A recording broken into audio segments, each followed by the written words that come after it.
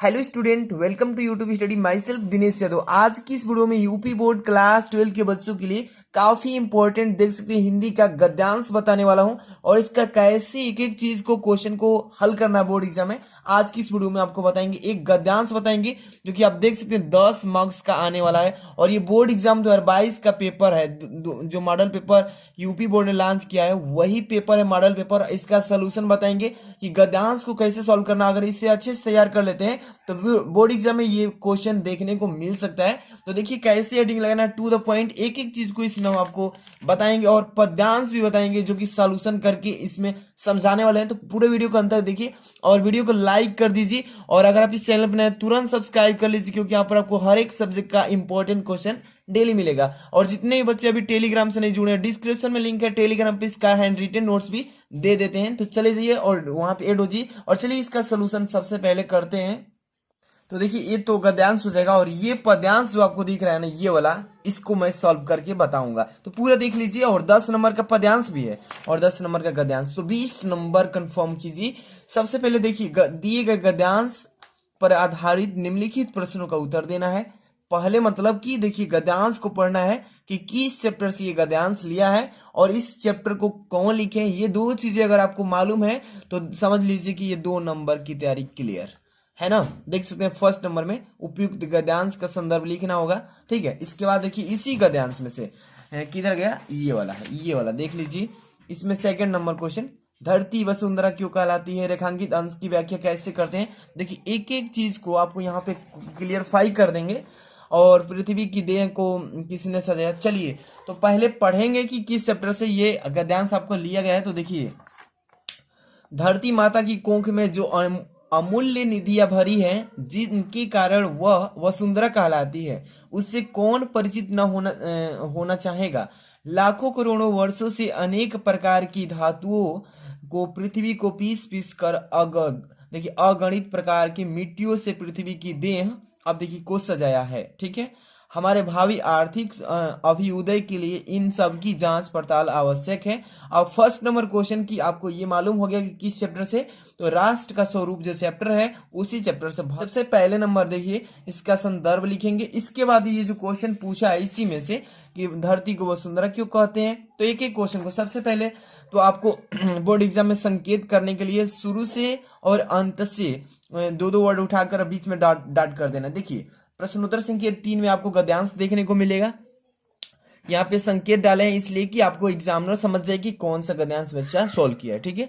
तो धरती माता की कोख, यहाँ पे देख लीजिए धरती माता की तक डाल के बीच में डॉट कर दीजिए इस तरीके से और लास्ट उठाइए जांच पड़ताल आवश्यक है, यानी कि एग्जामिनर समझ जाए। और अब यहाँ पे संदर्भ हेडिंग डालेंगे इस तरीके से और ब्लैक पेन और ब्लू पेन ही यूज करना है बोर्ड एग्जाम में, ये आपको ध्यान में रखना है, कोई भी अदर पेन नहीं ले जाना है, ठीक है।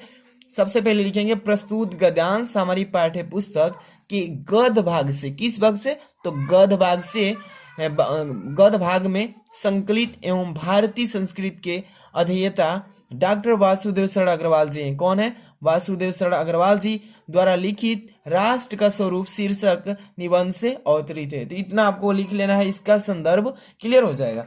अब इसके बाद पहला क्वेश्चन तो आप हो गया आपका। अब इसके बाद सेकेंड नंबर क्या बोला गया इसमें, देखिए धरती वसुंधरा क्यों कहलाती है। चलिए दूसरा नंबर पे ध्यान दीजिए। यहाँ पे दूसरा नंबर कि पृथ्वी को वसुंधरा इसलिए कहा जाता है क्योंकि पृथ्वी में विभिन्न प्रकार की मूल्यवान निधियां, यानी कि वस्तुएं, मूल्यवान निधियां मतलब कि वस्तुएं भरी हुई, इसलिए पृथ्वी को वसुंधरा कहा जाता है, ठीक है। अब इसके बाद देखिए रेखांकित अंश की व्याख्या करना। इसमें रेखांकित अंश कौन कहलाता है, देख लीजिए यहां से अंडरलाइन किया हुआ है और यहां तक चाहेगा इतने लाइन का अर्थ क्या कह रहा है, इसका भाव इसमें रेखांकित अंश में बता देना है, तो हो जाएगा आपका 2 नंबर क्लियर। देखिए यहाँ पे इसका मतलब रेखांकित अंश, यहाँ पे आप चाहें तो हेडिंग डाल के और इसके आगे से लिख सकते हैं, लेकिन तीसरा नंबर डाल दिया हूं, यानी कि रेखांकित अंश की व्याख्या का सीधे सोल्यूशन बता रहा हूं।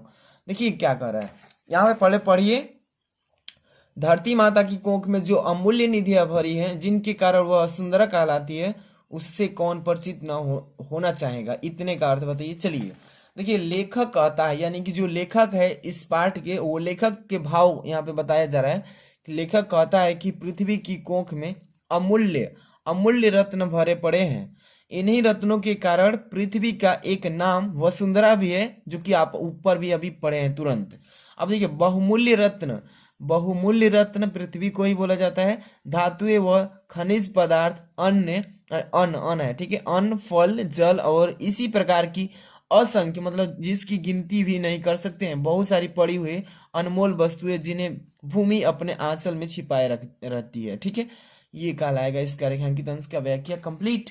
इसके बाद अगला क्वेश्चन इसी में क्या पूछा गया है, ध्यान से देखिए। पृथ्वी की देह को किसने सजाया है? कौन सजाया है पृथ्वी की देह को? तो ध्यान से देखिए, इसका आंसर 4 नंबर।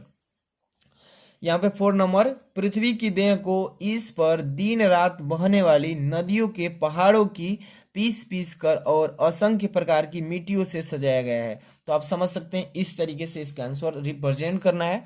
अब इसके बाद 5 नंबर क्वेश्चन देखिए। 5 नंबर क्वेश्चन क्या बोला है कि भावी भावी आर्थिक अभ्युदय हेतु हमें क्या करना चाहिए? तो देखिए, हमारे भावी आर्थिक अभ्युदय के लिए इन सब की जांच पड़ताल आवश्यक है, ठीक है। तो इसका आंसर यहाँ पे बताएंगे। देखिए 4 नंबर के बाद 5 नंबर, ध्यान से देखिए, यहाँ पर लिखा गया है कि भावी आर्थिक अभ्युदय हेतु हमें सबकी जांच पड़ताल करना आवश्यक हो जाएगा। इसका आंसर करेक्ट, बस ऐसे ही आपको कर लेना है। तो ये रहा आपका गद्यांश, 10 मार्क्स का आएगा। अब इसके बाद आपको पद्यांश बताते हैं, जो कि काफी इंपॉर्टेंट है। ये देखिए अथवा वाला जो गद्यांश आपको दिख रहा है यहाँ पे, 4 नंबर वाला क्वेश्चन में आएगा और ये 10 नंबर का आएगा पेपर में, ठीक है। समझ सकते हैं कितना इंपॉर्टेंट है, समझ लीजिए इसको भी। देखिए लज्जाशील शिलापथिक महिला, जो यहाँ पर कहीं दृष्टि आए, होने देना विकृति वसना तो न तू सुंदरी को।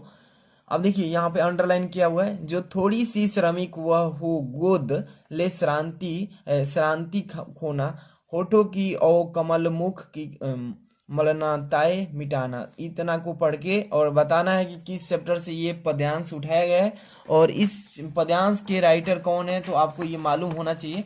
तो सबसे पहले देखिए, इसमें देखिए पूछा गया है क्या, पहले नंबर क्वेश्चन, ध्यान से देखिएगा इसको। अब इसको इतना और इसी में पढ़ लेना है, ठीक है। कोई कलांता कृषक ललना खेत में जो यदि खवाए, जाता कोई जलद यदि हो व्योम में तो उसे ला, धीरे धीरे परस उसकी क्लांतियों को मिटाना, छाया द्वारा सुखित करना तप तप भूतांगा को, ठीक है। ध्यान से देखिए इसको पूरा, ये पद्यांश है आपका। और इसमें सबसे पहले क्वेश्चन कितना है, तो 5 क्वेश्चन किया गया है। सबसे पहले उपयुक्त पद्यांश का संदर्भ बताइए, रेखांकित अंश की बताइए, दोनों लाइन का मतलब क्या रहा है, राधा लज्जाशील पथिक महिला के विषय में क्या कहना चाहती है, होठों की और कमल मुख में अलंकार बताइए कौन सा है, जलद और कृषक ललना का अर्थ बताइए। सबसे पहले आपको ये पद्यांश का संदर्भ लिखेंगे। चलिए पद्यांश का संदर्भ यहाँ पे आपको हेडिंग लगा लेना है। जैसे आपको क्वेश्चन नंबर 3 में बताया था कि संकेत डाल लीजिए, वैसे इसमें भी डाल लेना है, ठीक है। अब इसके बाद संदर्भ इसका देखिए, प्रस्तुत पद महाकवि अयोध्या सिंह उपाध्याय हरिऔध द्वारा प्रिय प्रवास से हमारी पाठ्य पुस्तक के पद भाग से संकलित पवन दूतिका, देखिए कौन से चैप्टर से, पवन शीर्षक काव्यांश से उद्गृहित है, ठीक है। इतना हो जाएगा इस पद का संदर्भ, ठीक है। इसके बाद अगला क्वेश्चन इसमें क्या पूछा है कि रेखांकित अंश की व्याख्या कीजिए, 2 नंबर। तो यहाँ पे हेड, मतलब कि आप चाहेंगे तो यहाँ पे हेडिंग भी डाल सकते हैं इस टाइप से, और लिखेंगे कि हे पवन, ध्यान से देखिए इसका पहले तो मतलब समझिए, जो थोड़ी सी श्रमिक वह हो गोद के श्रांति खोना, होठों की ओ कमल मुख की मलानताएं मिटाना। इसी लाइन का अर्थ बताना है। तो यहाँ पे देखिए, हे पवन, यदि तुझे मार्ग में कोई लज्जावंती स्त्री दिखाई पड़े तो इतने वेग से न बहना कि उसके वस्त्र उड़कर अस्त व्यस्त हो जाए, ठीक है, और उसका शरीर उघड़ जाए। अब देखिए यहाँ पर, यदि वह थोड़ी सी भी थकी दिखाई देती तो उसे गोद में लेकर चारों ओर से देखिए होकर उसकी थकान मिटा देना। तो इस लाइन का मतलब इतना आपको व्याख्या कर देना, इसका रेखांकित अंश का कंप्लीट हो जाएगा। इसी में क्वेश्चन अगला देखिए क्या पूछा है, पूछ रहा है 3 नंबर की राधा लज्जाशील पथिक महिला के विषय में क्या कहना चाहती है। तो यहाँ पे देखिए इसका अगला क्वेश्चन 3 नंबर, राधा लज्जा पथिक महिला से परोपकार की व्यवहार से उसकी सुंदरता की विकृति करती है। एक बार फिर से देखिए, राधा लज्जापथिक महिला से परोपकार की व्यवहार से उसकी सुंदरता की विकृति करती है। ठीक है, इसके बाद अगला क्वेश्चन इसी में क्या पूछा गया है 4 नंबर कि होठों की औ कमल मुख में अलंकार कौन सा छिपा हुआ है। तो देखिए, होठों की औ कमल मुख में उपमा अलंकार छिपा हुआ है। कौन सा? तो उपमा अलंकार, याद कीजिए इसको। इसके बाद अगला क्वेश्चन, जलद और कृषक ललना का अर्थ बताइए। तो देखिए, जलद और कृषक का अर्थ होता है छाया द्वारा सुखित करना, छाया द्वारा सुखित करना। तो ये रहा दोनों, आपको गद्यांश भी बता दिए इसमें जो कि इम्पोर्टेंट था, और आपको पद्यांश भी बता दिए। दोनों चीजें बता दिए जो कि 3 नंबर क्वेश्चन में आएगा, एक 4 नंबर में, दोनों आएगा, और ये दोनों मिलकर के 20 नंबर के क्वेश्चन है। वीडियो को लाइक कर दीजिए, शेयर कीजिए इसको, और सब्सक्राइब नहीं किया तो कर लीजिए, और टेलीग्राम से जुड़िए। मेरा सेकंड चैनल का लिंक डिस्क्रिप्शन में पड़ा हुआ है, सब्सक्राइब कीजिए। मिलते हैं नेक्स्ट वीडियो में। Thanks for watching.